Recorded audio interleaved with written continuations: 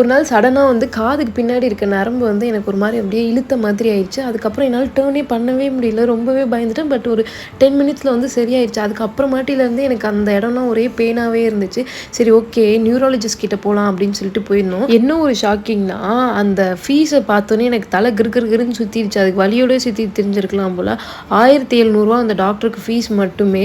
என் தம்பி தான் பில் பண்ண போனால் நாங்கள் உட்காந்துருந்தேன். அவன் பில் பே பண்ணிட்டு வந்து ஃபைலை கொடுத்தான். ஃபைலை ஓப்பன் பண்ணி பார்த்தா 1700 டாக்டர் ஃபீஸ் போட்டுருந்துச்சு. எனக்கு ஷாக் ஆயிடுச்சு. வீர போய் காசு வாங்கிட்டு வந்துடுடா வாடா வீட்டுக்கே போயிடலாம்டா அப்படின்னு.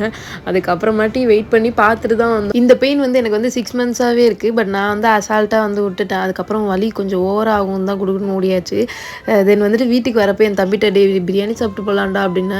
நீ வீட்டுக்கு வா நானே உனக்கு பிரியாணி பண்ணி தரேன் அப்படின்னு சொல்லிட்டு வீட்டுக்கு கூட்டிகிட்டு வந்துட்டான். வரப்பே வந்து சிக்கனும் வந்து வாங்கிட்டு வந்துட்டோம். இது வரைக்கும் அவன் 2-3 தடவை வந்து சிக்கன் பிரியாணி பண்ணி கொடுத்துருக்கான். ஆனால் பண்ணுற ஒரு தடவையுமே வந்து யூடியூப் பார்த்து தான் வந்து பண்ணுவானே. நானும் ஏதாச்சும் கலாய்ச்சிக்கிட்டே இருப்பேன். இது வந்து சிக்கன் பிரியாணி மாதிரி வருமா இல்லை சிக்கன் சாம்பார் சோறு மாதிரி வருமாடா அப்படின்லாம் சொல்லிட்டு. ஆனால் வந்துட்டு இந்த டைம் ரொம்பவே வந்து சூப்பராக வந்துருந்துச்சு. ரைஸ்லாம் வந்து அப்படி இந்த கடையில் இருக்கும் பார்த்தீங்களா அந்த மாதிரி இருந்துச்சு. பட் என்னென்னா உப்பு தான் லைட்டாக வந்து அங்கங்கே வந்து கொஞ்சம் தூக்கலாக போயிடுச்சு.